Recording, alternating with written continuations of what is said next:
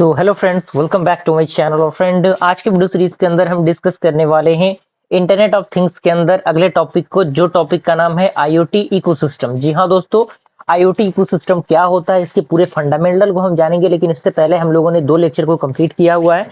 अगर आपने उन वीडियोस को नहीं देखा तो जरूर देखिएगा। प्लेलिस्ट का जो लिंक है वो आपको नीचे डिस्क्रिप्शन बॉक्स में मिल जाएगा, आप वहां से उसे चेकआउट कर सकते हैं। तो आइए स्टार्ट करते हैं, क्या इसका प्रोसेस है, किस तरीके से इसका फंडामेंटल काम करता है, कौन कौन से इसके अंदर के की फीचर्स होते हैं। ओके, तो आइए स्टार्ट करते हैं फ्रेंड।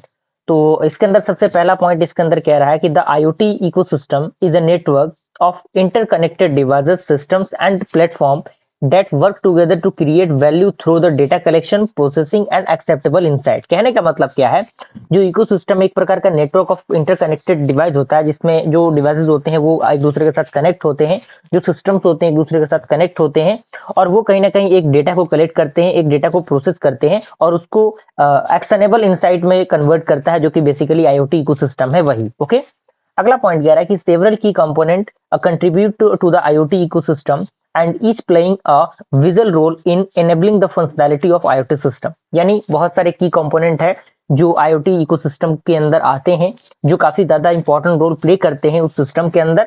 और यहाँ पे below are the primary component of IoT ecosystem, जिसमें सबसे पहला आपका आता है डिवाइसेस, जिसे हम लोग बेसिकली थिंग्स कहते हैं। अब जो भी टॉपिक रहेगा उसके अंदर उसका डिस्क्रिप्शन रहेगा, उसका एग्जांपल रहेगा, उसका फंक्शन रहेगा।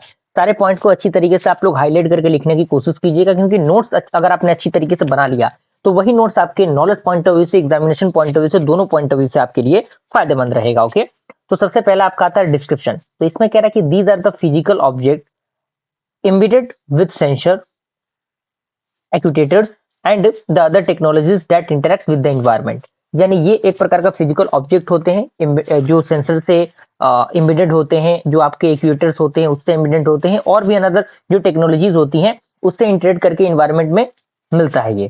And they collect the data from the physical world and some time act based on that. यानी ये कलेक्ट करता है डेटा को एक फिजिकल वर्ल्ड से, और कुछ समय वो क्या करता है उस डेटा पे बेस्ड होता है। अगर हम इसके एग्जांपल की बात करें, जैसे मान लीजिए कि स्मार्ट थर्मोसेट्स हो गए, वेरिएबल फिटनेस ट्रैकर हो गया, स्मार्ट स्पीकर हो गया, कनेक्टेड व्हीकल्स हो गए, इंडस्ट्रियल मशीन्स हो गए, आरएफआईडी टैग्स हो गए, ये सारी चीजें क्या है, डिवाइस थिंग्स के अंदर आती हैं, जहां पे आईओटी इकोसिस्टम का यूज किया जाता है। अगर हम फंक्शन की बात करें इसके, तो यहाँ पे कह रहा है कि sensing and collecting data from the environment. यानी ये क्या करता है, डेटा को कलेक्ट करता है, उसको सेंस करता है, और उसके टेम्परेचर को, उसके मोशन को, उसके लोकेशन को फाइंड आउट करने की कोशिश करता है। Is that clear? पहला पॉइंट आपको अच्छी तरीके से समझ में आ गया होगा। कोई दिक्कत परेशानी होती है बेझिझक आप लोग कमेंट कीजिएगा। उसके बाद आपका सेकंड आता है sensor and actuator. Sensor and actuator, इसके अंदर क्या होता है, इसके डिस्क्रिप्शन की हम बात करें तो sensor are devices that detect changes in the environment and collect data. यानी सेंसर एक प्रकार के डिवाइसेस होते हैं जो डिटेक्ट करते हैं जो भी चेंजेस होता है इन्वायरमेंट के अंदर, जो भी कलेक्टेड डेटा होता है उसके अंदर जो भी चीजें होती हैं उसके लिए ये काम करता है, डेटा को कलेक्ट करने के लिए भी और उसको सेंस करने के लिए भी। उसका बाद कह रहा है कि they major variables like temperature, humidity, pressure, motion and light. यानी ये क्या करता है, इन सारी चीजों को मेजर करने का काम करता है। एक्चुएटर क्या होता है, तो ये कह रहा है कि actuator are devices that perform action based on instruction received from the controller and usually as a response to a sensor data। यानी एक्चुएटर एक प्रकार के डिवाइस होते हैं जो परफॉर्म करते हैं एक्शन को, जो भी बेस्ड होता है उसके इंस्ट्रक्शन पे, जो भी रिसीव होता है कंट्रोलर के द्वारा। ओके, जैसे एग्जांपल यहाँ पे दिया गया है, एग्जांपल यहाँ पे कह रहा है, आप यहाँ पे देख सकते हैं, कह रहा है कि टर्निंग ऑन अ लाइट और एडजस्टिंग द थर्मोसेट्स। यानी जो भी लाइट को टर्न किया जाता है या फिर कोई थर्मोसेट्स है उसको अगर एडजस्ट किया जाता है तो वहां पे इसका काम होता है। अगर एग्जांपल यहाँ पे दिया हुआ है, जैसे कि आप देख सकते हैं, टेम्परेचर सेंसर, जो आपका एक्सेलेरोमीटर होता है, प्रॉक्सिमिटी सेंसर होता है, जीपीएस सेंसर होता है, मोटर्स होते हैं, वाल्व्स होते हैं, वो सारी चीजें इसके अंदर आती हैं। अगर हम इसके फंक्शन की बात करें तो यहाँ पे कह रहा है कि sensor gather environment data and actuators trigger action based on the receive data. यानी जो सेंसर होता है वो एनवायरनमेंट को गैदर करता है, उसके डेटा को एक्यूरेट करता है, उसके ट्रिगर को, और एक्शन बेस्ड क्या करता है उसमें रिसीव करता है। थर्ड आपका आता है फ्रेंड कनेक्टिविटी। कनेक्टिविटी की डिस्क्रिप्शन की हम बात करें तो यहाँ पे कह रहा है connectivity refers to the network technologies that allow devices to communicate with each other and with the cloud or not premises platform. यानी जो कनेक्टिविटी है वो रिफर्स करता है एक नेटवर्क टेक्नोलॉजी को जो अलाउ करता है डिवाइस को कम्युनिकेट करने के लिए एक दूसरे के साथ, और विद द क्लाउड और नॉन प्रिसाइज प्लेटफॉर्म के अकॉर्डिंग। अब इसी के अंदर आता है कि it involve protocol, hardware, and networks that enable data transmission, यानी ये क्या करता है, इन्वॉल्व करता है प्रोटोकॉल को, हार्डवेयर को, नेटवर्क को, जो इनेबल करता है डेटा के ट्रांसमिशन के लिए। एग्जांपल आपका दिया हुआ है, वाईफाई है, ब्लूटूथ है, जीबी है, सेलुलर है, 4G 5G है, लोरो वैन है, उसके बाद इथरनेट है एंड एलपी वैन है, जिसका फुल फॉर्म होता है low power wide area network. अगर हम इसके फंक्शन की बात करें तो ये क्या करता है, ensure seamless communication between devices, sensor, edge devices and control platform, यानी जो सीमलेस चीजें होती है, यानी सिम वाली जो चीजें होती है उसको रिमूव करने का काम करता है, जिसकी वजह से जो कम्युनिकेशन है वो अच्छी तरीके से हो पाए। क्लियर हुआ। अब यहाँ पे जो आपका अगला आता है वो आपका आता है for edge device and gateway.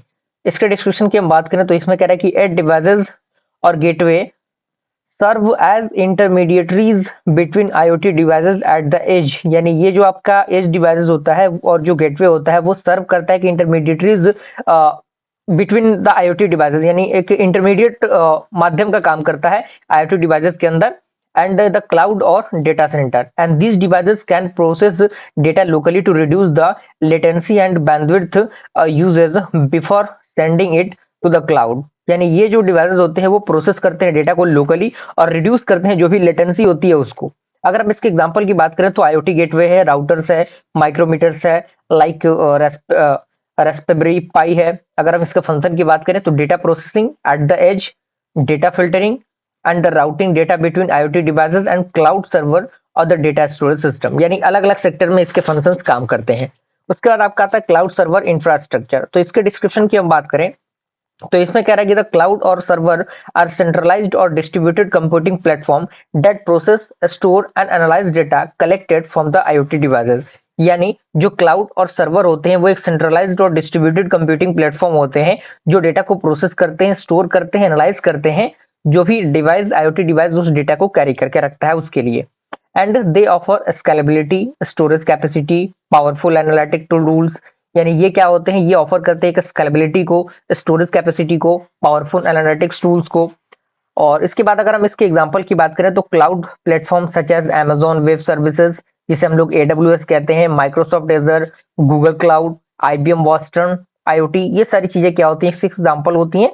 Function की हम बात करें तो ये क्या प्रोवाइड करता है, डेटा स्टोरेज प्रोवाइड करता है, प्रोसेसिंग पावर प्रोवाइड करता है, एडवांस एनालिटिकल एनालिटिक्स प्रोवाइड करता है and as well as enabling data integration and visualisation and decision making, इन सारे एस्पेक्ट में इसका यूज किया जाता है।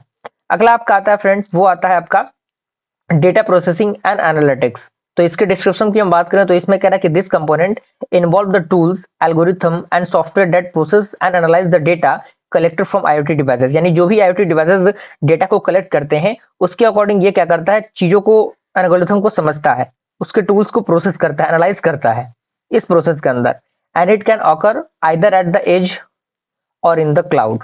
क्लियर। एग्जांपल जैसे कि आप देखिए यहाँ पे कह रहा है कि data analytics platform, machine learning model, AI driven algorithm, ये सारे क्या है इसके एग्जांपल्स हैं। अब यहाँ फंक्शन किस तरीके से काम करता है तो इसमें कह रहा है कि provide the valuable insight by processing raw sensor data and applying algorithm for task like pattern recognitions, anomaly detection, predictive maintenance, decision making, ये अलग अलग फैक्टर पे नजर रखता है जिसके अकॉर्डिंग जो डिसीजन मेकिंग वाला प्रोसेस होता है वो हो पाता है, डेटा प्रोसेसिंग हो पाता है। क्लियर। अगला आपका आता है एप्लीकेशन। इसके डिस्क्रिप्शन की हम बात करें तो यहाँ पे कह रहा है कि applications are the software that interact with IoT data and provide the actionable outcome to user, यानी जो एप्लीकेशन होते हैं सॉफ्टवेयर के वो इंटरेक्ट होते हैं आईओटी डेटा से और प्रोवाइड करता है कि एक्शनेबल आउटकम को। उसके बाद कह रहा है कि these application enable user to monitor, control and manages IoT devices that through user interface such as mobile app, web platform or dashboard, यानी ये जो एप्लीकेशन होते हैं वो यूजर को मॉनिटर करने में, कंट्रोल करने में, जो भी यूजर के एप्लीकेशंस होते हैं उनके लिए यूज होते हैं। जैसे आप देख सकते हैं यहाँ पे दिया गया है एग्जांपल, जैसा है आपका smart home app, industrial automation and dashboard, flight management system, health care monitoring app और भी बहुत सारी चीजें होती हैं।